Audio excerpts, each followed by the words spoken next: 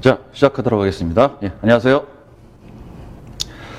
자, 23년도 경찰 승진 대비 형사법 이제 22년도 최신 판례 강의를 하도록 하겠습니다. 올해 이제 그 형사법 판례는요, 작년에 비해서 이제 좀 시험에 출제될 만한 중요한 판례들이 좀 많이 나온 편입니다. 그래서 올해 시험에 아마도 이제 우리가 보는 이 판례 내용 안에서 최소한 두 문제 정도는 지문에 걸치지 않을까 그런 생각이 좀 들고요. 자, 그래서 이제 여기 있는 내용들 여러분들이 반드시 숙지를 하시고 시험장에 들어가셔야 될 것 같습니다. 자, 그럼 이제 1번 판례부터 먼저 보도록 할 텐데요.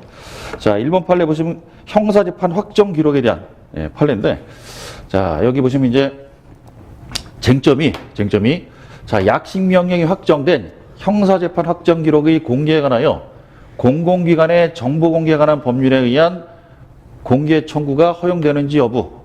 자, 여기 이제 어떤 의미냐면요.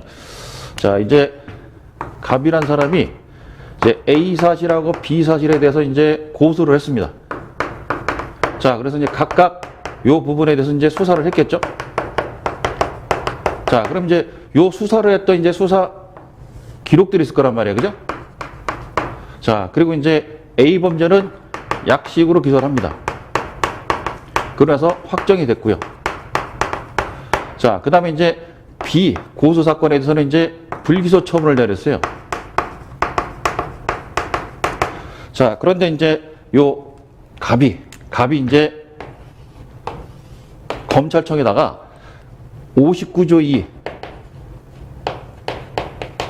자, 이에 따른 이제 열람 등사를 청구합니다. 요 수사 기록에 대해서 불기소 처분 났던 요 수사 기록에 대해서 열람사 청구를 했어요. 자, 그런데 이제 이 항고심에서요. 자, 준항고 심판하는 이제 2심에서 뭐라 그랬냐면 여기 불기소 처분 기록은요. 요게 이제 59조 2로 다툴 게 아니고 공공기관의 정보 공개하는 법률, 그죠? 정보 공개의 대상이기 때문에 요 열람사 청구에 대해서 이제 기각을 합니다. 기각을. 그래서 이제 이게 재항고로 올라간 건데, 자, 그래서 약식 명령이 확정된 형사재판 확정 기록 공개에 관하여 공공기관의 정보 공개에 관한 법률에 의한 공개 청구가 허용되는지 안 된다는 겁니다. 안 되고, 자, 그 다음에 이제 형사재판 확정 기록의 열람사 신청 거부나 제한 등에 대한 불법 방법은 준항고로 다퉈야 되고, 그 다음에 불기소 처분으로 종결된 기록의 정보 공개 청구 거부나 제한 등에 대한 불법 방법은 항고소송이다. 자, 이제 59조 2 조문을 보시게 되면요. 재판 확정 기록의 열람사인데, 자, 누구든지 권리구제 학술 연구 또는 공익적 목적으로 재판이 확정된 사건의 소송 기록을 보관하고 있는 검찰청에다가 그 소송 기록에 열람사를 신청할 수 있다. 이렇게 됐단 말이에요. 자, 따라서 이제 요 불기소 처분 관련된 요 수사 기록, 요거를 갖다가 이제 59조의 2로, 그죠? 열람사 청구를 했는데 검찰에서 안 들어줬죠. 그래서 이제 준항고를 제기했는데, 자, 요 부분에 대해서도 마찬가지로 이 공공기관의 정보 공개하는 법률에 의한 공개 청구 대상에 허용된다. 그래서 기각 결정이 나는데 대부분 가서 뒤집힌 겁니다. 이해되시겠죠? 자, 그리고 공공기관의 정보 공개 법률에서는요, 정보의 공개에 관해서는 다른 법률에 특별한 규정이 있는 경우를 제하고는 이 법에서 정하는 바에 따른다. 그래서 이 다른 법률에 특별한 규정이 있으면 거기에 따라 돼야 된다 이 말이죠. 그래서 다른 법률은 요 형사법에 59조 2가 있단 말이에요. 그죠? 그렇기 때문에 자, 형사재판 확정 기록은 형사법상의 열람사 대상이다. 그죠? 여기에 안 되는 거는 이제 요로 가서 공개 청구를 할 수 있겠죠. 자, 그럼 이제 판시상을 좀 보도록 하겠습니다. 자, 다 볼 필요 없을 것 같고요. 거기 그 다섯째 줄에 양가를 일반해 보시면 이제 다섯째 줄에 자, 굵은 글씨 보세요. 따라서 형사재판 확정 기록의 공개에 관하여는 정보공개법에 의한 공개 청구가 허용되지 않는다. 이 대지죠? 이거는 형사법상의 열람사 대상이다 이 말입니다. 따라서 형사재판 확정 기록에 관하여는 형사소송법 제59조의 2에 따른 열람사 신청이 허용이 되고, 그 거부나 제한 등에 대한 불복은 준항고에 의하며 형사재판 확정 기록이 아닌 불기소 처분으로 종결된 기록에 관하여는 정보공개법에 따른 정보공개 청구가 허용이 되고, 그 거부나 제한 등에 대한 불복은 항고소송을 처리한다. 그럼 이것만 딱 봤을 때는 아니, 여기 이제 불기소 처분이니까 이건 정보공개 대상이 되는 거 아니냐? 그렇게 생각할 수 있는데, 그 밑에 양가로 2번을 보세요. 자, 형소법 제59조 2의 재판이 확정된 사건의 소송 기록이란 특정 형사사건에 관하여 법원이 작성하거나 검사, 피고인 등 소송 관계인이 작성을 하여 법원에 제출한 서류로서 재판 확정 후 담당 기관이 소정의 방식에 따라 보관하고 있는 서면에 총체를 할 수 있고, 위와 같은 방식과 절차에 따라 보관하고 있는 이상 해당 형사사건에서 증거로 채택되지 아니하였거나 그 범죄사실과 직접 관련되지 아니한 서류라고 하여 재판 확정 기록에 포함되지 않는다고 볼 것은 아니다. 자, 그러니까 이제 이 재판 확정 기록에는요, 여기가 다 들어간다는 거야. 이렇게. 요게 다 재판 확정 기록이다. 이해되시겠죠? 예. 자, 그래서 여기 보시면 이제 별표지 2개 쳐져 있는데, 사실 이제 승진 시험에서는 출제할 가능성이 좀 높지는 않아요. 왜냐면 이제 우리가 시험 범위가 전범위라 하더라도 이 나오는 부분에서 그죠? 나오게 되고 안 나오는 부분은 아예 그냥 시험 범위 바뀐 것처럼 제껴두는 경향이 요즘에 있어갖고, 그래서 안 나올 가능성도 높지만은 이 판시상 자체만으로는 중요도는 별표지 2개짜리입니다. 그럼 이게 만약에 출제가 된다면 다음 중 열람사에 관한 설명 중 틀린 것은 이래갖고죠, 열람사 통틀어 갖고 지문의 하나로 나올 수 있습니다. 이해되시겠죠? 예. 그래서 이제 요거 반드시 준비를 해 두셔야 되고, 자, 별표지 들어가 있는 이제 양가로 1번에 굵은 글씨, 양가로 2번에 굵은 글씨, 그죠? 요것들 다 숙지를 해 두셔야 됩니다. 자, 그 다음에 이제 2번 판례는 고소권자에 대한 판례인데요. 고소권자. 자, 거기 먼저 사실관계를 먼저 볼까요? 사실관계. 자, 피고인과 피해자는 동거하지 아니한 자매 사이다. 자, 피고인은 법원이 선임한 피해자의 부재자 재산 관리인으로서 피해자 앞으로 공탁된 수용보상금 13억 7천여만 원을 수령하였다. 그 후에 법원은 피해자의 부재자 재산 관리인을 피고인에서 변호사 공소회의인으로 계마했다. 자, 이제 여기 사실관계를 좀 보시게 되면요. 자, 요거는 이제 어떻게 된 사연이냐면, 갑이 이제 언니입니다. 언니고, 동생이 이제, 여동생이 미국을 가버렸어요.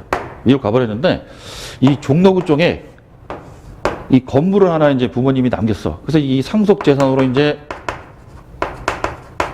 둘의 공동 소유겠죠. 그런데 요 건물이요, 종로구청장의 이제 종로구청장의 주차장 부지로, 그죠? 주차장 부지로 이게 뭐라고 그러더라? 개발 예정이었기 때문에, 그래서 이제 수용 보상금, 자, 공탁금을 갖다가 이제 이 언니가 이제 부재자 재산 관리인으로서, 그죠? 요걸 수령을 한 거야. 그럼 이제 요 금액이 13억 원 정도 되는데, 이제 반은 동생 돈이고 반은 언니 돈이죠. 그래서 이제 언니가 세금 문제에서부터 다 요걸 이제 처리했기 때문에 부재자 재산 관리인으로 선정이 된 거였어요. 선정되고 나서 공탁금을 수령을 했습니다. 그리고 나서 이제 또 뭐가 문제가 되냐면, 이 세금을 내야 되잖아요. 그래서 동생이 이제 이 상속 재산에 대한 세금도 언니가 다 처리했단 말이야. 그러다 보니까 자기 돈으로 냈기 때문에 이거 구상 받아야 될 거 아니야, 그죠? 그래서 이제 또 다시 동생의 이제 재산을 이제 매매를 하려고 가정법원에다가 이제 허가를 신청합니다. 자, 근데 이제 가정법원에서 보니까, 야, 얘 좀 이상한 것 같아, 그죠? 자꾸 부재자 재산 관리인이, 그죠? 부재자 재산을 팔고, 그죠? 이런 거 봐서 자격이 좀 아닌 것 같다 싶어서 이제 개입을 합니다. 변호사로, 그죠? 자, 그러면 이제 이 변호사가 이제 새로운 부재자 재산 관리인이 된 거예요, 그죠? 자, 문제는 이제 이 전 부재자 재산 관리인이 요 공탁금 있죠? 요거 수령 받은 거, 그죠? 그거 이제 알려주고 이쪽에다 인계를 했어야 되는데, 이걸 안 한 거야. 따라서 이제 배임죄를 저지른 겁니다. 배임죄. 그러니까 이제 새로운 부재자 재산관리인 변호사가 전 부재자 재산관리인 언니를 갖다가 형사고소를 한 사안입니다. 이거에 적법한 거냐? 고소권자로서 이 부재자 재산관리인이, 그죠? 고소권자가 되겠느냐? 그래서 이제 판이사항으로서는 이제 법정대로서 이제 적법한 고소다, 이렇게 본 사안인데, 예. 자, 그럼 이제 쟁점을 먼저 보시게 되면요. 법원이 선임한 부재자 재산관리인이 그 관리 대상인 부재자의 재산에 대한 범죄 행위에 관하여 법원으로부터 고소권 행사에 관한 허가를 얻은 경우 형사법 제225조 제1항에서 정한 법정 대행으로서 적법한 고소권자에 해당하는지 여부. 그래서 적극 이렇게 돼 있죠. 그래서 225조 1항이 바로 법정 대리인 말하는 겁니다. 그죠? 그래서 피해자 법정 대리인은 독립하여 고소할 수 있다. 그러니까 이 법정 대리인으로서 고소권자가 될 수 있겠느냐? 그게 쟁점인 거였어요. 그죠? 자, 그리고 이제 이 민법에서는요, 관리인의 권한으로서 이제 법원이 선임한 재산관리인이 권한을 넘는 행위를 할 때는 법원 허가를 얻어야 된다. 이렇게 됐어요. 그죠? 그래서 법원에 허가를 얻어갖고 요 전 부재자 재산관리인 언니를 갖다 고소한 사건입니다. 자, 그러면 이제 거기 셋째 줄까지 봤었죠? 변호사 공세인으로 개임하였다. 그러고 나서 쭉 세 줄 내려가세요. 밑줄 부분 다시 보시면, 자, 그럼에도 피고인은 임무에 위배하여 새롭게 선임된 부재자 재산관리인에게 공탁금의 존재를 알려주지도 않고 인계하지도 않아서 재산상 이익을 취득을 하고 재산상 손해를 가하였다. 그 밑에 줄에, 자, 형법 제361조, 328조 제2항에 따라서 고소가 있어야 공소를 제기할 수 있는 이 사건에서 요건 이제 비동거 친족 간의 이제 배임죄가 된 겁니다. 그죠? 예. 법원이 선임한 피해자의 부재자 재산관리인이 공소회인이 변호사죠. 예. 법원으로부터 고소권 행사에 관하여 허가를 받아서 피고인을 고소했다. 자, 공소회인은 피해자의 법정 대리인으로서 적법한 고소권자에 해당하므로 이 사건 공소기는 적법하다. 자, 그럼 이제 판시 내용인데요. 자, 굴궁시 보시게 되면요. 자, 부재자 재산관리인의 권한은 원칙적으로 부재자의 재산에 대한 관리 행위에 한정이 되나 부재자 재산관리인은 재산관리를 위하여 필요한 경우 법원의 허가를 받아 관리 행위의 범위를 넘는 행위를 하는 것도 가능하고 여기에는 관리 대상 재산에 관한 범죄 행위에 대한 형사고소도 포함이 된다. 자, 그래서 이게 포함된다 안 된다 이거 갖고 이제 지문 만들어낼 수 있습니다. 그죠? 예. 자, 따라서 부재자 재산관리인은 관리 대상이 아닌 사항에 관해서는 고소권이 없겠지만 관리 대상 재산에 관한 범죄 행위에 대하여 법원으로부터 고소권 행사 허가를 받은 경우에는 독립하여 고소권을 가지는 법정 대리인에 해당한다. 자, 그 다음에 이제 양가로 2번에서는요, 굴궁시만 좀 보도록 하겠습니다. 따라서, 자, 부재자 재산관리인에게 법정 대리인으로서 관리 대상 재산에 관한 범죄 행위에 대하여 고소권을 행사할 수 있도록 하는 것이 형사법 제225조 제1항과 부재자 재산관리 제도의 취지에 부합한다. 자, 그래서 이제 요 고소권자에 관한 요 판례는 출제 가능성이 아주 높습니다. 이렇게 반대 숙지를 해주시고요. 예.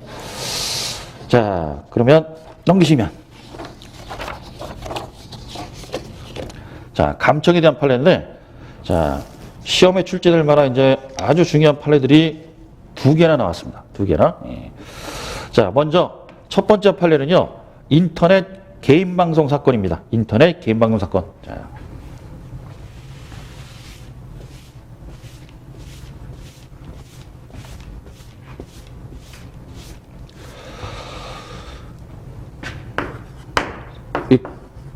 VJ라고 하죠. BJ. 이게 무슨 아프리카 TV인지 거긴지 확실치는 않은데 이 사람이 이제 개인 방송을 하면서요. 이렇게 이제 카메라 설치하고 그죠? 본인이 이제 굳이 이제 큰 TV를 볼 필요는 없지 그죠? 이렇게 이제 컴퓨터 같은 거 그죠? 하나 놓고선 이렇게 개인 방송을 하고 있었단 말이에요. 그죠? 자, 그럼 이제 요 개인 방송이 만약에 비번 같은 걸 이제 걸어놨잖아요. 그럼 이제 이거 누가 비번 알아갖고 몰래 들어가서 그죠? 요거 이제 듣거나 그죠? 감청하게 되면 통비법상에 그죠? 감청에 해당되기 때문에 이건 처벌 대상이 됩니다. 자, 근데 이제 이 사람이 방송을 통해서요, 전 애인에 대해서 명예를 훼손합니다. 자, 그럼 이게 공개 방송이었느냐? 공개 방송이면 이제 이 통비법 위반이 아니야. 그죠? 자, 근데 공개 방송이 아니었는데도 불구하고 전 애인이 여기 들어왔어요. 여기 전 애인이 지금 아디가 보여. 자, 근데 그럼 이제 방송을 중단을 하거나 쫓아낼 수 있음에도 그대로 방송을 진행한 거. 자, 요게 이제 통비법상에 이제 감청에 해당될 거냐? 그죠? 요게 이제 문제된 사건이었어요. 예. 자, 그러면 논점이 뭐였냐면, 자, 보세요. 인터넷 개인 방송자가 제3자의 시청, 녹화 사실을 알거나 알 수 있었음에도, 자, 지금 이제 요 전 애인이 요 방송을 보면서요, 녹화를 했단 말이에요. 그죠? 그래서 그 녹화된 걸 갖고 증거로 고소를 했어요. 이해되시겠죠? 예. 자, 시청 녹화 사실을 알거나 알 수 있었음에도 방송을 중단하거나 그 제3자를 배제하지 않은 채 방송을 계속 진행하는 등 허가받지 아니한 제3자의 시청 녹화를 사실상 승낙 용인한 것으로 볼 수 있는 경우 이러한 제3자가 방송 내용을 지득 체록하는 것은 통비법에서 정한 감청에 해당하는지 여부 소급. 자, 그래서 통비법상에 감청에 해당되지 않는다 이렇게 본 거야, 그죠? 자, 그럼 이제 여기서 이제 관련되는 조문이 요거죠, 그죠? 공개되지 않은 타인간에 대하여, 그죠? 자, 이게 청취 녹음한 거냐? 그래서 공개되지 않은 타인간에 대하여 해당되느냐? 여기에 쟁점이었는데, 자, 그럼 이제 위로 올라가서 거기 굵은 글씨 첫 줄부터 보시게 되면요, 자, 요거는 좀 다 읽어보겠습니다. 다. 예. 인터넷 개인 방송의 방송자가 비밀번호를 설정하는 등으로 비공개 조치를 취한 후에 방송을 송출하는 경우에는 방송자로부터 허가를 받지 못한 사람은 당해 인터넷 개인 방송의 당사자가 아닌 제3자에 해당하고, 이러한 제3자가 비공개 조치된 인터넷 개인 방송을 비정상적인 방법으로 시청 녹화하는 것은 통비법상의 감청에 해당할 수 있다. 다만 방송자가 이와 같은 제3자의 시청 녹화 사실을 알거나 알 수 있었음에도 방송을 중단하거나 그 제3자를 배제하지 않은 채 방송을 계속 진행하는 등 허가받지 아니한 제3자의 시청 녹화를 사실상 승낙 용인한 것으로 볼 수 있는 경우에는 불특정 혹은 다수인을 직간접적인 대상으로 하는 인터넷 개인 방송의 일반적 특성상 그 제3자 역시 인터넷 개인 방송의 당사자에 포함될 수 있으므로 이러한 제3자가 방송 내용을 지득 체록하는 것은 통신비밀보호법에서 정한 감청에 해당하지 않는다. 이해되시겠죠? 자, 따라서 여기에서 이제 시험 지문을 이제 여러 가지도 낼 수도 있어요. 그죠? 비공개 조치를 하고 방송을 송출했는데 이거 허가받지 아니한 사람이 요 녹화를 했다. 그죠? 그럼 제3자 해당됩니다. 따라 그 경우는 이제 원칙적으로 통비법상의 감청에 해당할 수 있는 거예요. 그죠? 예. 자, 그렇지만 이제 요 허가받지 아니한 사람이 들어왔는데 그걸 알고도, 그죠? 알고도 용의를 한 거야. 그죠? 그러니까 이제 대놓고 자기 전 애인 욕을 하면서 애인이 보고 있음에도 불구하고 그대로 한 거죠. 이 경우는 이제 비공개된 방송이라고 볼 수 없죠. 이건 공개 방송으로 봐야 된다. 그런 취지입니다. 그죠? 자, 그래서 이제 요 내용은 여기서 이제 녹화한 거죠. 애인이. 통비법상의 감청에 해당하지 않는다. 그래서 요 내용 자체가 굉장히 중요한 내용이라서 시험 지문에 출제될 가능성이 아주 높으니까요. 예. 자, 그러니까 여러분들이 원리를 아셔야 됩니다. 원리. 원칙적으로 비공개를 했는데 그거를 허가받지 않고 들어왔다. 그죠? 그 경우는 이제 통비법상의 감청에 해당됩니다. 그렇지만 이제 그걸 알고도 용인했으면은 그때는 통비법상의 감청이 아니다. 이해되시겠죠? 예, 그게 핵심이에요. 자, 사실관계 볼까요? 피해자가 수사기관에 제출한 방송녹음 파일 중 6월 6일자 방송과 6월 17일경부터 시작된 방송은 피고인이 비공개 조치를 하지 않은 상태에서 한 방송이거나 피고인이 비공개 조치를 한 후에 방송을 하는 과정에서 피고인과 잘 아는 사이인 피해자가 불상의 방법으로 접속하거나 시청하고 있다는 사실을 알면서도 방송을 중단하거나 피해자를 배제하는 조치를 취하지 아니하고 오히려 피해자의 시청 사실을 전제로 피해자를 상대로 한 발언을 하기도 하는 등 계속 진행한 방송임을 알 수 있다. 이러한 경우에 비추어 피해자는 위각 방송의 당사자에 포함될 뿐 당사자가 아닌 제3자에 해당한다고 볼 수는 없으므로 피해자가 위각 방송을 시청하면서 음향, 영상 등을 청취하거나 녹음하였다 하더라도 통비법 제3조를 위반한 불법 감청에 해당하지 않는다. 예. 자, 그 다음에 이제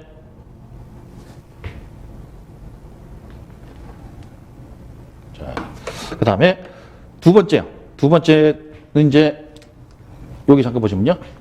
자, 요게 이제 핵심 논점인데, 자, 대화에 원래부터 참여하지 않은 제3자가 가청거리에 있어서 이를 들을 수 있다고 하더라도 대화의 내용, 성질, 당사자들의 의도 등에 비추어서 일반 공중이 알 수 있도록 되어 있지 아니한 경우 공개되지 아니한 타인 간의 대화를 녹음한 경우에 해당하는지 여부.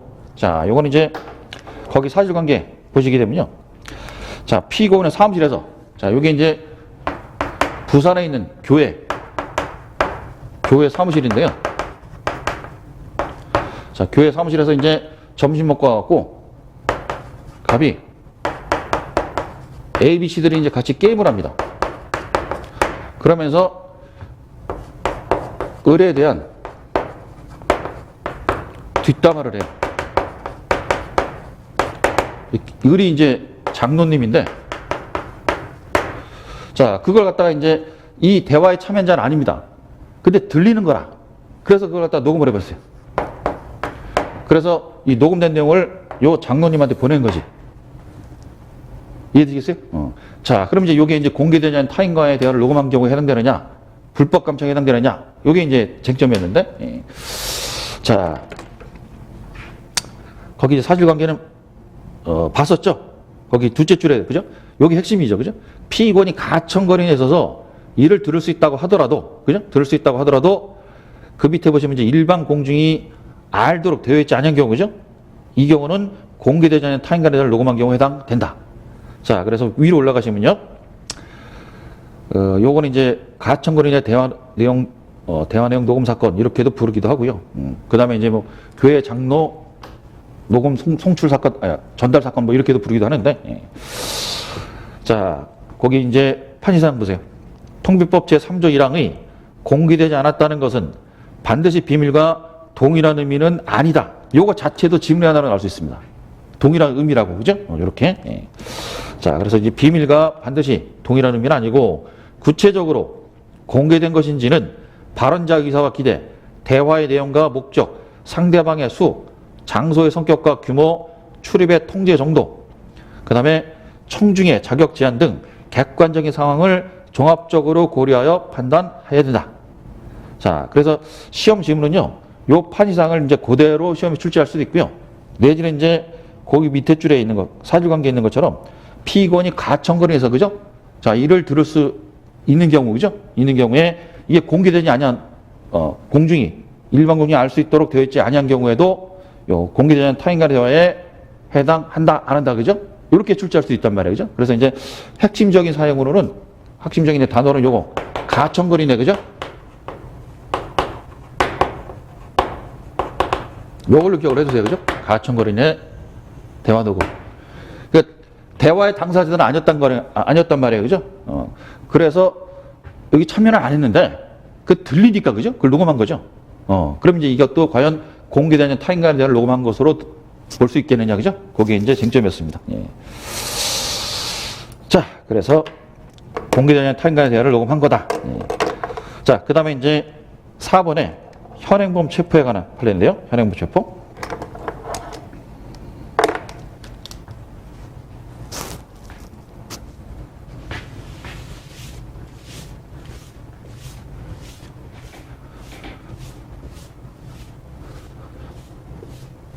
이게 번호가 이 3- 동그라미 3- 동그라미 이렇게 되어 있네요. 그죠? 그래서 4번으로 붙여 있는 게 사실 이제 동그라미 2번이었습니다. 예.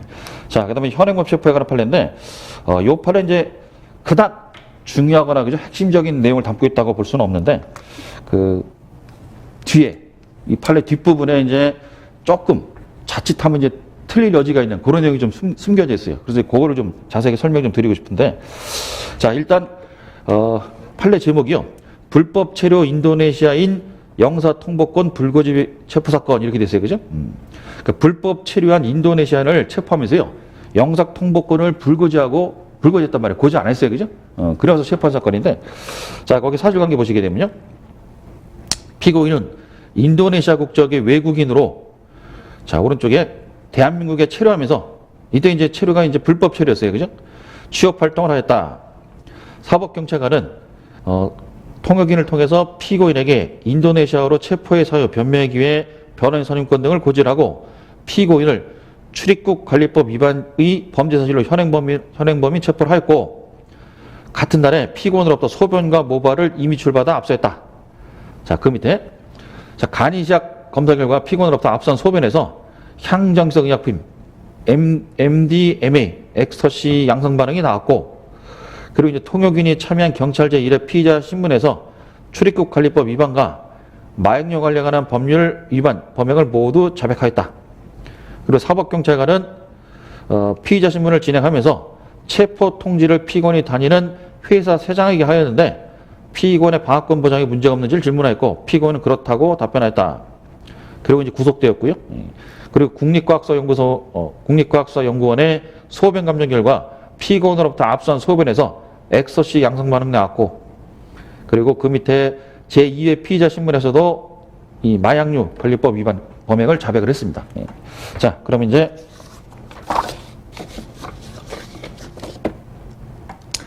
그다음에 이제 라번으로 자, 맨 위에 있는 거요. 피고는요, 통역인이 참여한 검찰 피의자 신문에서 검사가 인도네시아 영사관에 체포와 구속 사실을 알렸는지에 관하여 질문하자 통보하지 않았으며 통보로 하지 않은 특별한 이유도 없다고 답변했다. 피고는 검사에 대하여 영사기관 통보를 요구하지 않았고 출입국 관리법 위반과 마약류 관리법 위반 범행을 모두 자백하였다. 자, 그럼 이제 요 사건의 쟁점이 뭐였느냐? 자, 수사기관이 외국인을 체포하거나 구속하면서 지체 없이 영사 통보권 등이 있음을 고의하지 않은 경우 체포나 구속 절차가 위법한지, 자, 요건 위법하다고 봤습니다. 위법하고.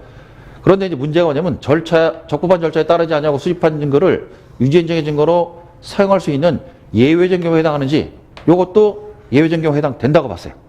그래서 요 부분이 사실 틀리기가 쉬운데, 자, 그럼 이제 굴궁구시로 된 부분만 볼게요. 이거 뭐 다 읽기에는 너무 양도 많고요. 거기 이제 두 번째 문단에 위와 같이 협약 제36조 제1항 비호 경찰서 규칙 제91조 제2항 3항이 외국인을 체포 구속하는 경우 지체 없이 외국인에게 영사 통보권 등이 있음을 고지하고 외국인의 요청이 있는 경우 영사기관에 체포 구금 사실을 통보하도록 정한 것은 외국인의 본국이 자국민의 보호를 위한 조치를 취할 수 있도록 협조하기 위한 것이다. 따라서 수사기관이 외국인을 체포하거나 구속하면서 지체 없이 영사 통보권 등이 있음을 고지하지 않았다면 체포나 구속 절차는 국내법과 같은 효력을 가지는 협약 제36조 1항 비호를 위반한 것으로 위법하다.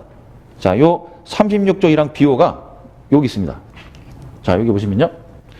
자, 영사 관계에 관한 비엔나 협약인데, 자, 30조 제1항은 파견국의 국민이 관련된 영사 기능의 수행을 용이하게 할 목적으로 다음의 규정이 적용된다라고 하면서 비호에서요, 파견국의 영사관할 구역 내에서 파견국의 국민이 체포되는 경우 재판에 회부되기 전에 구금되거나 유치되는 경우 또는 그 밖의 방법으로 구속되는 경우에 그 국민이 파견국의 영사기관에 통보할 것을 요청을 하면 접속국에 권한 있는 당국은 지체 없이 통보해야 된다. 자, 그렇기 때문에 이제 요 영사 통보권 있음을 고지해줬어야 되는데 그걸 고지 안 하고선 체포한 거죠. 예. 자, 그런데 그 양가로 2번에 밑줄 친 부분 말고요. 그 다음 부분 보세요. 요건데. 자, 피고인에게 영사 통보권 등을 고지하지 않은 사정이 수사기관의 증거 수집이나 이후 공판 절차에 상당한 영향을 미쳤다고 보기 어렵다. 이 사건 체포나 구속 절차에 협약 제36조 제1항 비호를 위반한 위법이 있더라도 절차 위반의 내용과 정도가 중대하거나 절차 조항이 보호하고자 하는 외국인 피고인의 권리나 법익을 본질적으로 침해했다고 볼 수 없다. 따라서 이 사건 체포나 구속 이후에 수집된 증거와 이에 기초한 증거들은 유죄인정의 증거로 사용할 수 있다. 그럼 이거 왜 증거로 사용할 수 있느냐? 그 위에 밑줄진 부분이 바로 내용입니다. 자, 보세요.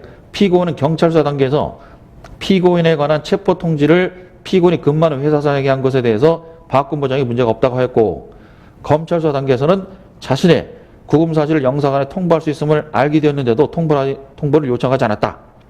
이러한 사실에 비춰보면 피고인이 영사 통보권 등을 고지받았더라도 영사의 조력을 구하였으리라고 보기 어렵다. 피고인의 체포 당시에 인도네시아어로 체포의 사유, 변명의 기회, 변호인 선임권 등을 고지받았다. 수사 절차에서 소변 검사 결과 등 객관적인 증거를 제시받고 통역인의 조력을 받으면서 범행을 자백하였다. 그 후에 제1심과 원심에서 통역인과 국선변의 조력을 받은 상태에서 자백을 하면서 이 사건 수사나 공판 절차의 위법을 주장하지 않았다. 그래서 자, 이러한 사정에 비춰보면 수사기관이 피고인에게 영사 통보 등을 고지하지 않았더라도 그로 인해 피고인에게 실질적인 불이익이 초래됐다고 볼 수가 없다. 자, 이해되시죠? 자, 원칙적으로 이제 미란다 고지 등을 안 하고 체포를 했다든지, 그죠? 체포 자체 위법 사유가 발생하면 그 절차에 수집된 증거는 증거로 못 씁니다. 그런데 이 경우에서는 이렇게 실질적으로 방어권 보장이 침해됐다고 볼 수 없다는 거죠. 그죠? 그래서 이러이러한 사정들이 있었기 때문에 결국 요 증거로 사용할 수는 있다. 이렇게 판시한 겁니다. 예. 그러니까 시험 지문에 요것도 이제 별표지 2개짜리 쳐놨는데요. 영사 통보권 불고지하고 체포한 거, 그죠? 이게 위법이다, 적법이다. 요걸 물어볼 수도 있고, 그 이후에, 그죠? 이로 인해 수집된 증거들이 있죠? 그 증거 능력을 또 물어볼 수도 있어요. 그러니까 이제 요거 2가지 다 숙지를 해 두시기를 부탁을 드리고요. 예. 자, 그 다음에 이제 5번에 구속의 집행정지인데, 요거는 이제 뭐 딱 2줄짜리 판례입니다. 그죠?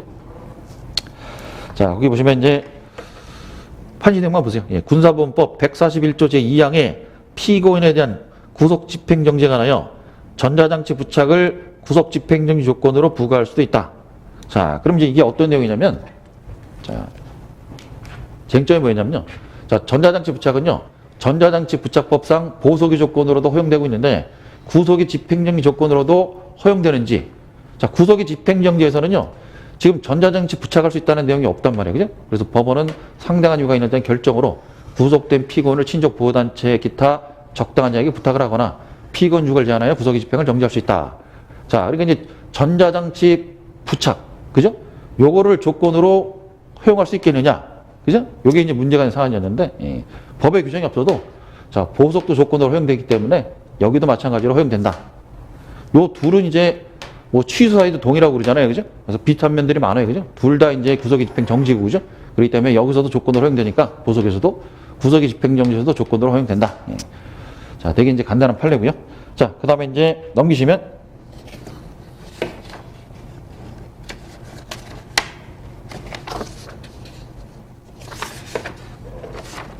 자, 앞색의 판례인데요.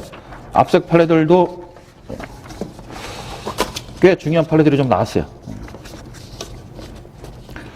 자, 먼저 이제 영장의 압색인데요.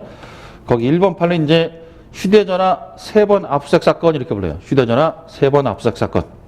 자, 그럼 사실관계를 보시게 되면요, 좀 복잡합니다. 자, 근데 밑줄 친 부분만 좀 볼게요. 빨리빨리. 그러니까 수사기관은요, 2절 내려와서 변호사법 위반, 뇌물공여의 범죄 혐의 사실에 대한 수사를 하면서 법원으로부터 준항고인의 휴대전화 등 압색영장을 발부받았습니다.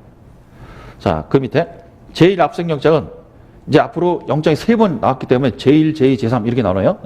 제1압색영장은 휴대전화 등에 있는 전자정보의 압수 대상 및 방법에 대해서 저장매체 자체를 반출하거나 복제본으로 반출한 경우에도 혐의 사실과 관련된 전자정보만을 출력 또는 복제하여 하고 완료된 후에는 지체 없이 피압수자 등에게 압수 대상 전자정보의 상세 목록을 교부해야 하고 그 목록에서 제외된 전자정보는 삭제, 폐기 또는 반환하고 그 취지를 통지해야 한다고 제안했다. 이게 영장에 지금 기재가 되는 사항입니다. 영장에 기재가 된 사항. 그래서 범죄 혐의 관련 없는 것은 삭제, 폐기, 반환하라고 그죠? 예. 그렇게 기재가 돼 있어요. 한편 준항고인은 수사기관의 제1 압색영장에 따른 휴대전화기의 전자정보에 관한 탐색, 복제, 출력 과정에 대한 절차 참여를 포기한다는 것을 밝혔다. 자, 그 다음에 이제 반가로 3번에 수사기관은 제1 압색영장에 따라서 주은항공이 소지하던 이 사건 휴대전화를 압수하여 경찰청 디지털 포렌식계에 분석을 의뢰했는데, 그러니까 이 영장을 갖고 이제 휴대전화 압수한 거죠. 예. 자, 디지털 포렌식계에 분석을 의뢰했는데 담당 분석관은 별도의 선별 작업 없이 이 사건 휴대전화에 저장된 파일 대부분을 그대로 한 개의 파일, G파일로, 그죠? G파일로 압축해서 저장 매체 복제하여 담당 경찰관에게 건네주었다. 그럼 담당 경찰이 알아서 찾아보라는 거죠. 예. 한편 담당 경찰관이 작성한 압수조서 및 담당 경찰관이 작성하여 준항고인에게 제시한 전자정보 상세 목록에도 압수한 전자정보가 집이라고 기재되어 있다. 자, 지금 압수 목록 압수된 전자정보 상세 목록이에요. 어떤 파일들을 지금 압수해갔는지, 그죠? 그거를 일일이 나열해야 되는데 그냥 G 파일로, 그죠? 이렇게 준 거예요, 그죠? 자, 이것도 이제 말도 안 되는 얘기죠, 그죠? 위법한 내용이고. 자, 그 다음에 반가로 4번에 신청의 일은 앞서 곧 볼 필요 없겠다. 둘째 줄에 그 이외에도 이 사건 파일은 경찰청 내의 이미징 자료 등을 보관하는 서버에 그대로 저장된 채로 삭제되지 않고 있었다. 자, 제1압수영장에서는 이거 삭제 폐기하라고 돼 있었단 말이야. 그죠? 그런데 G 파일로 넘겨주고 나서 나머지 그대로 다 보관돼 있었어요. 그죠? 예. 자, 그 다음에 반가로 5번에 한편 수사기관은 준항고인이 2016년 12월경부터 2017년 5월경까지 신청의 3으로부터 합계 5천만 원을 그 다음에 8월경에는 4천만 원을 받았다는 내용의 범죄 혐의 사실을 수사하면서 이와 같이 제1압수영장에 의하여 압사에 취득한 이 사건 파일이 수사기관에 보관 중인 것을 확인한 후에 이 사건 파일에 대한 압수영장을 청구했고 법원은 2020년 4월 16일 위 범죄 혐의 사실에 대해서 수사기관에 보관 중인 이 사건 파일 등에 대한 압수영장을 발부했다. 자, 제2영장이 발부가 된 겁니다. 자, 그 다음에 그 밑에 그런데 수사기관은 제2압수영장을 집행하면서 준항고인이나 그 변호인의 참여 기회를 보장하지 않았다. 이 때문에 수사기관은 다시 압수영장을 청구하여 4월 7일 날 준항고인에 대한 일부 범죄 혐의 사실이 추가된 것 외에는 제2압수영장과 거의 동일한 내용의 압수영장을 발부받아서 이게 3영장이죠. 준항고인과 변호인의 참여 기회를 보장하여 이 사건 파일의 압수를 집행하였다. 자, 그럼 이제 요 판시 내용에서는요. 일반론도 좀 많이 들어가 있습니다. 그죠? 기존에 봤던 판례들 내용. 자, 굵은 글씨 위주로 볼게요. 양거로 1번에 수사기관은 압수의 목적물이 전자정보가 저장된 저장 매체인 경우에는 압수 수색영장 발부의 사유로 된 범죄 혐의 사실과 관련 있는 정보의 범위를 정하여 출력하거나 복제하여 제출받아야 하고 두 줄 내려와서 자, 저장 매체의 소재지에서 압색이 이루어지는 경우는 물론 예외적으로 저장 매체에 들어있는 전자 파일 전부를 하드카피나 이미징 등의 형태로 수사기관 사무실 등으로 반출한 경우에도 반출한 저장 매체 또는 복제본에서 혐의 사실 관련성에 대한 구분 없이 임의로 저장된 전자정보를 문서로 출력하거나 파일로 복제하는 행위는 원칙적으로 영장주연 측에 말하는 위법한 압수가 된다. 요거는 이제 다른 판례에서도 판시한 내용입니다. 그죠? 그래서 혐의 사실 구분 없이 임의로 출력하는 거 그죠? 자, 요거는 위법한 압수다. 그 다음에 양가로 2번에 자, 법원은 압수영장의 집행에 관하여 범죄 혐의 사실과 관련 있는 정보의 탐색 복제 출력이 완료된 때에는 지체 없이 압수된 정보의 상세 목록을 피의자 등에게 교부할 것을 정할 수가 있다. 자, 그리고 세 줄 내려와서요. 압수된 정보의 상세 목록에는 정보의 파일 명세가 특정되어 있어야 된다. 근데 G파일로 준 거잖아요. 그죠? G파일로. 예. 자, 그 다음에 넘기셔서 양가로 3번에 자, 이 부분이 이제 상당히 중요한데 자, 수사기관이 범죄 혐의 사실과 관련 있는 정보를 선별하여 압수한 후에도 그러니까 여기까지 문제 없죠. 그죠?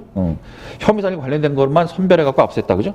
자, 그와 관련이 없는 나머지 정보를 삭제, 폐기, 반환하지 아니한 채 그대로 보관하고 있다면 범죄 혐의 사실과 관련이 없는 부분에 대하여는 압수 대상이 되는 전자정보의 범위를 넘어서는 전자정보를 영장 없이 압색하여 취득한 것이어서 위법하고 사후에 법원으로부터 압수영장이 발부되었거나 피고인이나 변호인이 이를 증거로 함에 동의하였다고 하여 그 위법성이 치유된다고 볼 수도 없다. 분명 영장에서 그죠?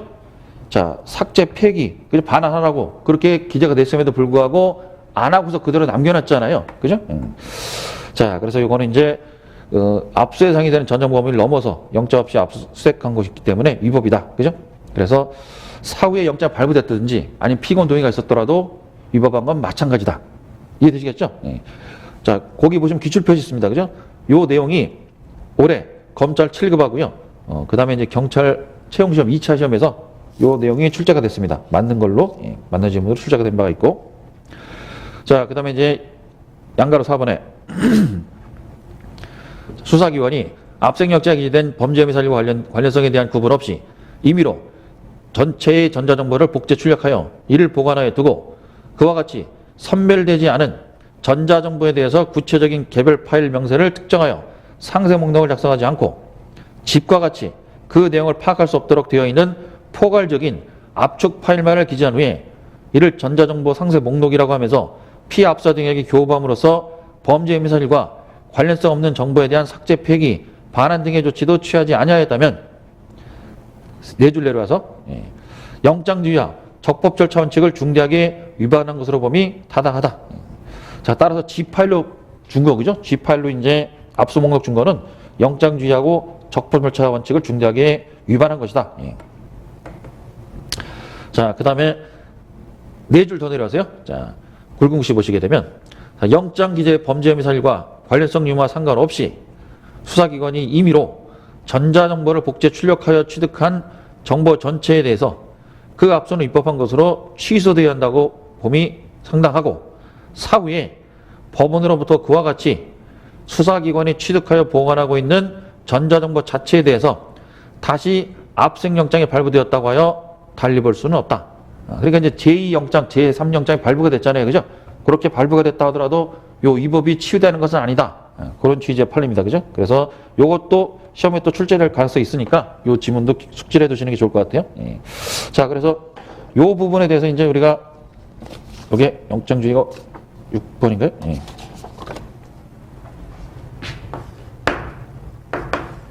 지금 이제 1차 제1영장, 그죠? 영장에서 이제 삭제, 폐기, 반환하라고 돼 있단 말이에요. 그죠? 혐의 관련성이 없는 거, 그죠?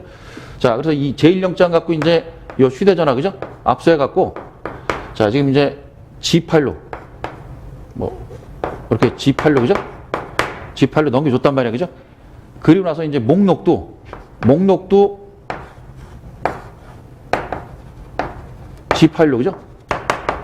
이렇게 줬어요. 그죠? 자, 그러니까 이제 요 남겨둔 거, 그죠? 남겨둔 거하고 목록 준 거, 그죠? 이거 다 위법입니다. 그죠? 자, 그러고 나서 이제 요 남아있는 요 부분에 대해서 이제 제2영장이 발부가 됐죠. 근데 여기서는 이제 참여를 시키지 않았기 때문에, 그죠? 그래서 다시 제3영장이 발부가 됐고, 그죠? 자, 그래서 이 내용은 이제 어떤 취지를 갖고 있냐면요. 지금 제1영장 자체로 압수한 것까지는 이게 위법이 아니야. 그죠? 자, 그런데 이제 잔존 자료, 관련이 없는 자료를 갖다 그대로 남겨뒀단 말이야. 삭제, 폐기, 반환했어야 되는 불구하고, 그죠? 거기서부터 이제 위법이 생긴 거죠. 그리고 이제 압수 목록도, 그죠? 전자정보 상세 목록 주지 않고 이렇게 G파일로 목록을 교부를 했고, 그 뒤에 제2영장 발받았다, 제3영장 발받았다 치더라도 요 위법은 치유되지 않기 때문에 이거 전체가 다 취소돼야 된다. 그런 취지의 판례입니다. 이해되시겠습니까? 예. 자, 그럼 이제 이 쟁점이 뭐였냐면요. 자, 여기 보시면요. 1번에 수사기관이 범죄 혐의 사실과 관련이 없는 정보를 선별하여 압수한 후에도 그와 관련이 없는 나머지 정보를 삭제, 폐기, 반환하지 아니한 채 그대로 보관하고 있는 경우 범죄 혐의 사실과 관련이 없는 부분에 대한 압수가 위법한지 여부, 위법이다. 그죠? 그 다음에 사후에 법원으로부터 압수영장이 발부되었거나 피고인이나 변호인이 이를 증거로 함에 동의한 경우 그 위법성이 치유되는지 안 된다. 그죠? 그 다음에 수사기관이 압수영장에 기재된 범죄 혐의 사실과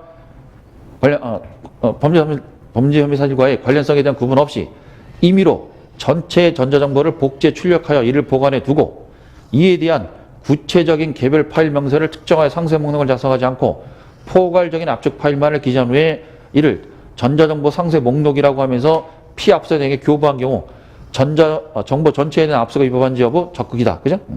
그 다음에 사후에 법원으로부터 그와 같이 수사기관이 취득 보관하고 있는 전자정보 자체에 대해서 다시 압수영장이 발부되었더라도 마찬가지로 위법이다. 이해되시겠죠? 쟁점 사항들이. 결국 이제 제1영장에서 압수한 것까지는 괜찮았는데, 그죠? 자, 혐의 관련이 없는 부분들에 대해서 그대로 보관하고 있던 거. 여기서부터가 이제 위법이 발생했고, 그리고 목록도 이렇게 G파일로 줬었고, 자, 그래서 요거 남겨놓은 거에 대해서 다시 제2영장 발부받았다고 하더라도 요거 자체가 위법이 치유되는 것은 아니다. 자, 이해되시겠죠? 예. 자, 그래서 요 시험 출제 가능성 아주 높고요. 예. 이미 출제된 지문, 판시 내용도 있었어요. 그죠? 그래서 요게 또 똑같이 나올 수도 있고요. 아니면은 그 밑에 것도 출제 가능합니다. 그래서 요거 꼭 준비를 해 두시고. 자, 그 다음에 이제 2번하고 3번 판례인데요. 2번하고 3번 판례. 자, 요건 이제 우리가 먼저 쟁점을 좀 보도록 할까요?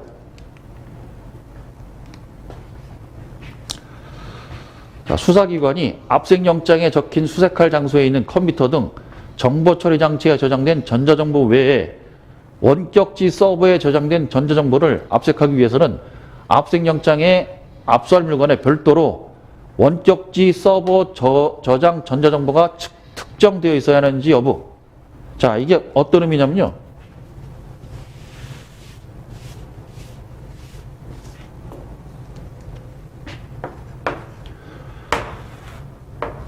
자, 거기 이제 사실관계 나올 텐데, 2번에, 자, 거기 데스크탑, 가상 데스크탑 압수수색 사건. 자, 거기 보시면요.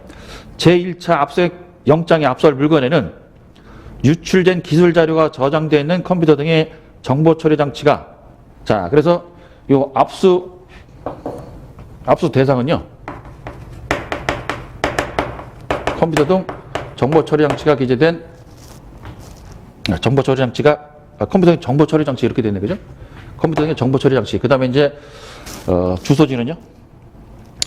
수색할 장소죠. 수색 장소는 본사. 그 다음에 서산 공장 자리, 그죠? 이거 말고 하나 더 있긴 한데 줄이려고, 그죠? 자, 그래서 이제 요 서산 공장으로 갔어요. 영장 갖고. 자, 근데 이제 이 사건이 이제 어떻게 된 거냐면, 일단 A 회사가요, B 회사의 이제 기술자들을 빼돌려서, 그죠? 기술을 이제 탈취해갔다 하는 혐의로 영장이 이제 발부가 됐는데, 문제는 이제 가서 이 영장을 갖고 이제 들어갔단 말이에요, 그죠?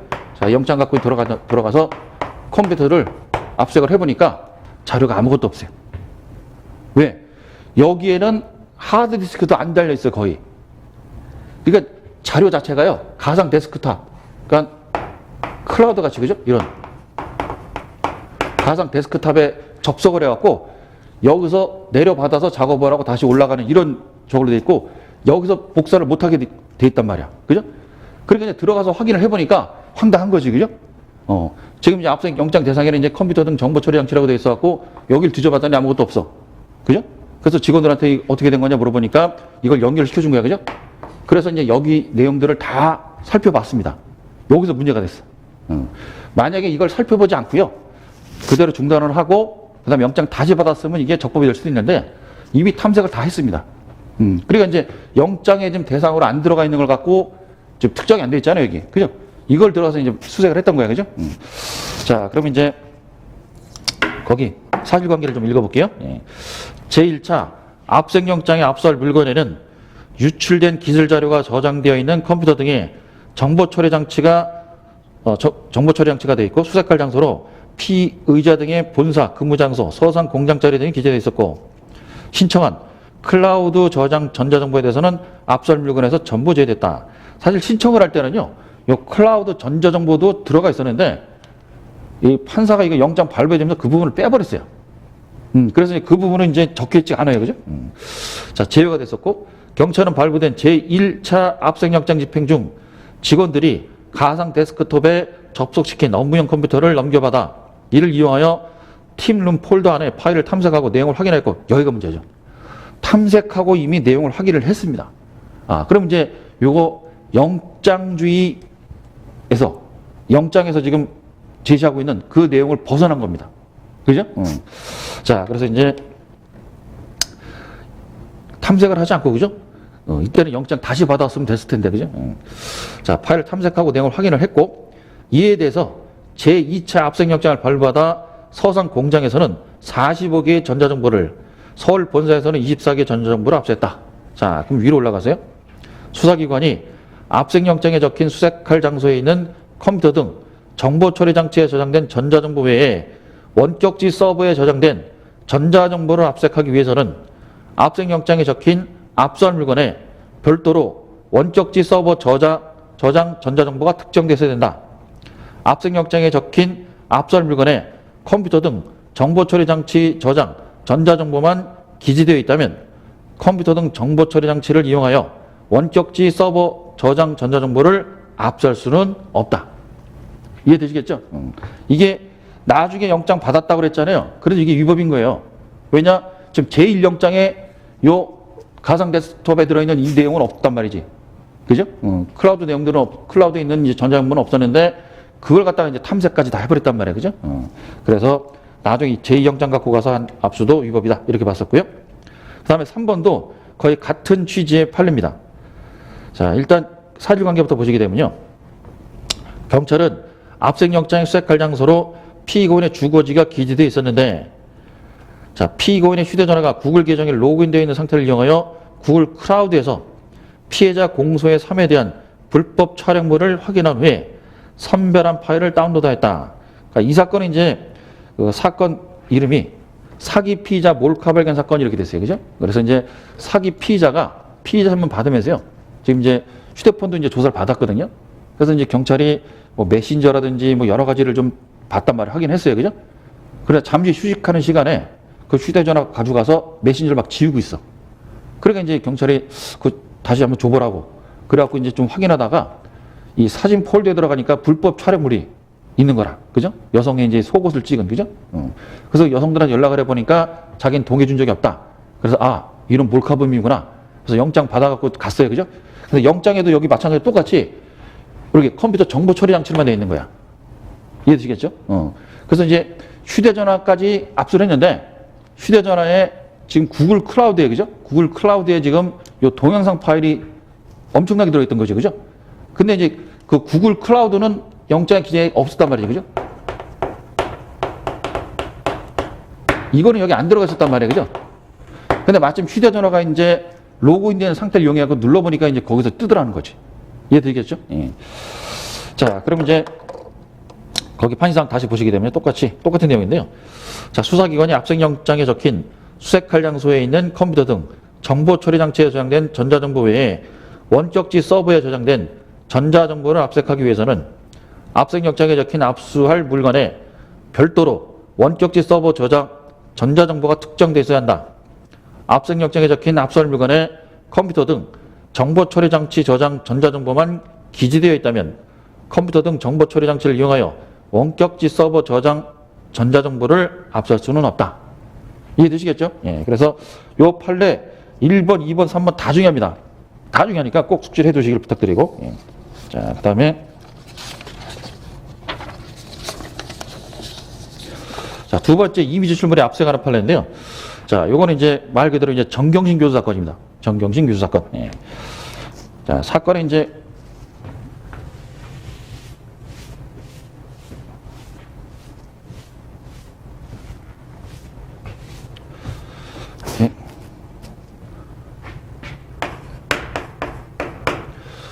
이제 여기 이제 강사 휴게실이죠. 강사 휴게실에 이제 컴퓨터가 이렇게 있는데 정경심 교수가 이제 요 강사 휴게실에 있는 컴퓨터를 갖고 표창장을 위조했다, 그죠? 그 혐의를 갖고 이제 들어갔어요, 그죠? 들어가서 이제 검찰 서관들이 PC 하나, 그죠? 구동시켰는데 마침 이제 퍽하고 이제 전원이 나갔대. 그래서 이거 갖고 가도 되겠느냐? 근데 여기 마침 이제 조교가 있었어요, 그죠? 조교가. 그래서 조교하고 이제 행정처장 비라고 싶다, 그죠? 이 사람들의 동의를 받고선 가져갔단 말이야, 그죠? 가져가고 그 다음에 요 탐색하는 과정에서 참여시켜야 되죠. 그러면 정경심 교수한테 연락을 할 게 아니고 이 사람들한테 물어봤어. 참여하겠느냐? 뭐 자기 사건도 아닌데, 그죠? 아니요, 이랬단 말이죠, 그죠? 그래서 참여 없이 이 갖고 가갖고 여기서 이제 찾아낸 겁니다. 이해되시겠죠? 자, 그럼 이 사건의 쟁점 뭐였냐면 지금 이제 이 참여권을 보장해줘야 되는 이제 전자정보의 소유자에 과연 또 정 교수가 들어갈 거냐? 이게 문제였어요, 그죠? 이게. 자, 그러면 이제 거기 사실관계 보시게 되면요. 자, 이 사건 각 PC는 뭐 어쩌고저쩌고죠? 강사 휴게실 내 보관되고 있었다.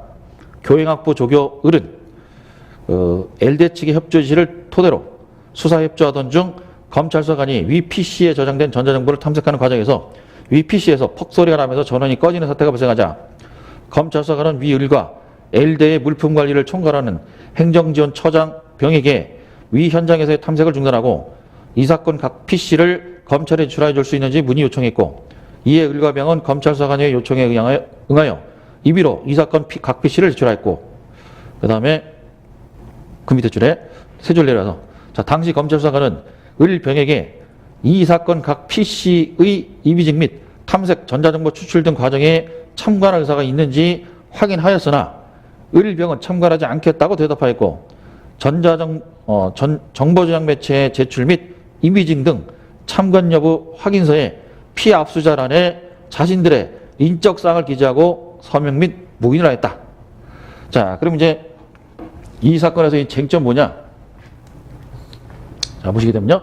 자, 피해자 등 제3자가 피의자의 소유관리에 속하는 정보저장 매체를 영장에 하지 않고 이미 제출한 경우 이때 정보저장 매체를 이미 제출한 피압수자에 더하여 이미 제출자 아닌 피의자에게도 참여권이 보장돼야 하는 피의자의 소유관리에 속하는 정보저장 매체의 의미 및 이에 해당하는지에 대한 판단 기준, 그 참여권이 보장되는 피의자에 해당되겠느냐, 정 교수가 그게 이제 쟁점이었고요. 그다음에 두 번째는 이제 금융계좌 추정용 압수영장의 집행에서 수사기관이 금융기관으로부터 금융거래 자료를 수신하기에 앞서서 금융기관에게 영장 원본을 사전에 제시하지 않은 경우 적법한 집행방법인지 여부 원칙적으로 아니라고 봤고, 이때 예외적으로 영장의 적법한 집행방법에 해당한다고 볼 수 있는 경우는 어떤 경우냐. 예. 자, 요 두 가지인데요. 자, 그럼 이제 양가로 1번 판시상 보세요. 자, 이미 제출자 아닌 피의자에게도 참여권이 보장되어야 하는 피의자의 소유 관리에 속하는 정보저장 매체란 피의자가 압색 당시 또는 이와 시간적으로 근접한 시기까지 해당 정보저장 매체를 현실적으로 지배 관리하면서 그 밑에 줄에 전자정보 전반에 관한 전속적인 관리 처분권을 보유 행사하고, 그 밑에 줄에 피의자를 그 정보저장 매체에 저장된 전자정보에 대한 실질적인 피압자로 평가할 수 있는 경우를 말하는 것이다. 자, 그러니까 이제 이때 참여권이 보장돼야 하는 거죠. 요 피의자는 그 압색 당시 또는 근접한 시기까지 정보저장 매체 현실적으로 지배 관리하는 자유여야 되고, 그죠? 그리고 전자정보 전반에 관한 전속적인 관리 처분권을 보유 행사하는 자야 된다. 그죠? 자, 그리고 이제 단지, 이제 다섯째 줄에 단지 피의자나 그 밖의 제3자가 과거 그 정보저장 매체에 이용되지 개별 전자정보의 생성 이용 등에 관여한 사실이 있다거나 그 과정에서 생성된 전자정보에 의해 식별되는 정보 주체에 해당한다는 사정만으로 그들을 실질적으로 압색을 받는 당사자로 취급해야 한다는 것은 아니다. 이해되시겠죠? 자, 그 밑에 기출 좀 볼까요? 그러니까 이제 적법이란 겁니다. 그죠? 요게. 그러니까 이게 그 기출 좀 보기 전에 이게 뭐가 좀 비교가 되냐면요. 그 휴대폰 2대를 갖다가, 그죠? 이미 제출한 사건 있잖아요. 자, 그래서 이제 한 대는 아이폰이고 한 대는 이제 삼성폰이었는데 이 아이폰 갖고 이제 촬영을 했잖아. 그죠? 당의 제자를. 그래서 이제 요거는 이제 당의 사건과 관련성이 있고, 그래서 이제 이 교수가, 그죠? 촬영했던 교수가 참여도 했어요. 그죠? 근데 요거는 이제 당의 사건 관련성도 없고 참여를 안 했단 말이지. 비번도 안 그려줬고, 그죠? 그래서 요건 증거로 못 쓴다 하는 판례가 있었어요. 그죠? 그래서 요 판례 대법원 결정 나오기 전에 아마도 정경심 교수 참여 없이, 그죠? 이 소위 말하는 이제 조교 동의 받고서 이제 컴퓨터 반출했단 말이에요. 그죠? 그래서 참여 없이 그냥 요 전자정보 압수수색한 거죠. 요건 위법으로 볼 가능성이 높다 하는 게 이제 법조계의 이제 대다수의 견해였는데, 판례가 이제 이걸 적법으로 왔어요. 그죠?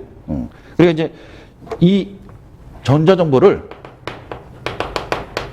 압색 당시까지 현실적으로 관리하고 있었던 자냐. 그랬으면 이제 참여시켜야 되고, 그죠? 그래야 되는데, 현실적으로 관리하고 있던 자가 아니라는 거지. 압색 당시까지, 그죠? 자, 그러면 이제 거기 밑에 기출 좀 볼까요? 정보저장 매체를 이미 제출받아 이를 탐색복제 출력하는 경우 압색 당시 또는 이와 시간적으로 근접한 시기까지 해당 정보저장 매체를 현실적으로 지배 관리하지는 아니하였더라도 그곳에 저장되어 있는 개별 전자정보의 생성 이용 등에 관여한 자에 대해서는 압색 절차에 대한 참여권을 보장해줘야 된다. 틀린 겁니다. 그죠? 예. 자, 어디가 틀린지 아시겠죠? 예.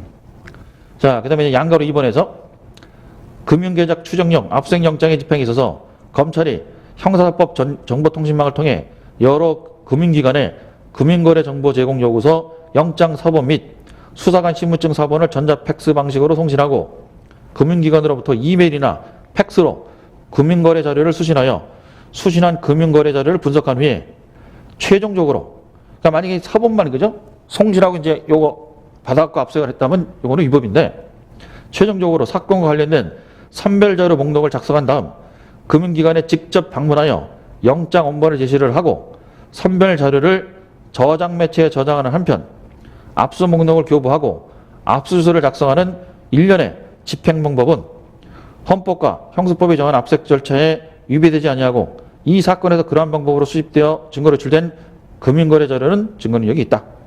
사본으로 먼저 보냈는데 그러면서 나중에 직접 영장 원본을 찾아가서 제시를 했죠. 그렇기 때문에 이거는 예외적으로 적법이 될 수 있다. 이렇게 본 판례고. 자, 그 다음에 그 밑에 2번 판례인데요. 요거는 이제 관련성이 있는 거냐? 거기에 대한 사건입니다. 거기에 대한 이제 판례인데, 자, 이 몰카 촬영한 거죠. 자, 거기 보시면 사실관계에서요. 피고는 2014년도에 강남구 빵빵동에 있는 안마실소에서요. 피고인소의 배가라이언 휴대전화를 이용해갖고 위 안마실소 여종업원 피해자의 성명불상자의 의사에 반해갖고 피해자 신체를 몰래 촬영을 했습니다. 이게 14년도고요. 그 다음에 이제 현재 범죄가 15년도 6월 7일 날에 영동고속도로 하행선 빵빵 휴게소에서 이 사건 휴대전화 카메라를 이용하여 의자에 앉아있던 피해자 공소외인의 의사에 반하여 피해자 치마 밑으로 허벅지와 다리를 몰래 촬영했다. 이게 15년도 범행입니다. 그죠? 현재 범행. 자, 근데 이제 남자친구가 이제 신고를 해갖고 경찰에 이제 출동을 해갖고요. 그 휴대전화 좀 보자고 해서 이미출 받았어요. 그죠? 자, 그 다음에 판시 내용인데, 자, 요 내용들은 사실 이제 우리 그 압색 판례, 종래 판례에 있는 내용이라서 요걸 뭐 따로 외울 필요는 없습니다. 그죠? 그래서 핵심만 보시게 되면요. 거기 미출신 부분만 보세요. 미출신 부분. 예. 결국 2014년 범행에 관한 영상은 이비 제출에 따른 압수의 동기가 된 현재 2015년 범죄 혐의 사실과 관련성이 인정될 수가 있다. 자, 그래서 상습성이 의심될 수도 있잖아요. 그죠? 계속 이 카메라로, 이 휴대폰으로 계속 찍어왔으니까. 그죠? 14년도에도 엄청나게 찍었고, 15년도에도 찍었고. 그죠? 자, 그래서 객관적 관련성 인정될 수가 있다. 이렇게 봤고요. 그리고 두 줄 내려와서 따라서, 자, 비록 피고인에게 전자정보의 파일 명세가 특정된 압수 목록이 작성 교부되지 않았더라도 절차 위반이가 이루어진 과정의 성질과 내용 등에 비추어서 피고인의 절차상 권리가 실질적으로 침해됐다고 보기도 어렵다. 그러므로 2014년 범행에 관한 영상은 그 증거는 인정됨에도 이와 달리 이 사건 공사일 중 2014년 범행 부분을 무죄로 판단한 원심의 판단에는 위법 수입 증거에 관한 법률을 오해하여 판결에 영향을 미친 잘못이 있다. 그래서 이건 이제 사례로 문제를 만들어내기 이전에는 시험 문제 뭐 출제할 만한, 그죠? 그런 이제 판시 내용은 없습니다. 예. 만약에 사례를 출제한다면 출제할 수는 있죠. 14년도 범행과 15년도 범행, 그죠? 뭘 짧게 주어진 다음에 지문으로 구성할 수 있단 말이에요, 그죠? 둘이 객관적 관련성 인정되는지, 압수 목록 교부 안 했는데 증거를 쓸 수 있는지, 그죠? 그렇게. 예. 자, 그 다음에 이제 7번 판례인데요. 요거는 이제, 형사재판이 아니고 민사상의 이제 손해배상 재판인데, 자, 판례 이제 제목은 오징어채 가공 판매업자 동의 없이 피해자 사건 이렇게 됐어요. 그죠? 그래서 시험 문제 나올 만한 판례는 아니고요. 거기 사실관계 보시게 되면요. 피고인이 식품위생법령에 따른 영업신고를 하지 않고 식품 제조 가공업을 한다는 혐의로 오징어채 150박스를 압수한 후에 부정식품 제조를 했다는 혐의로, 그죠? 구속 기소를 했는데, 이 부정식품 제조가 뭐냐면 인산염을 희석시킨 물에다가 오징어를 갖다가, 그죠? 담가서 오징어채로 제조 판매했다. 요걸로 이제 구속 기소했는데, 그리고 이제 오징어채 150박스 폐기했으나 인산염은 식품 첨가물로서 일반적으로 사용되고 있었고, 그러니까 이거 자체가 부정식품이 아니라는 거죠. 그 다음에 구 수산물품질관리법 법령에 따라 등록을 하고 영업을 하는 경우에는 위에 식품위생법령에 따른 영업신고를 하지 않아도 되기 때문에 원심의 유죄 판결이 파기환송됐습니다. 다 무죄라고 그죠? 예. 그래서 거기 판시상 보시게 되면요.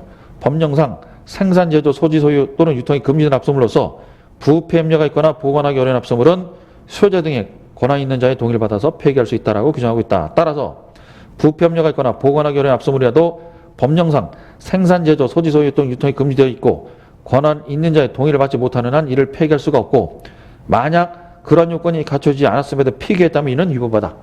그래서 손해배상 해줘야 된다. 예, 그렇게 이제 판시한 사안이고요. 자, 그 다음에 이제 8번부터는 공소시효인데 여기서부터는 잠시 쉬었다 보도록 하겠습니다.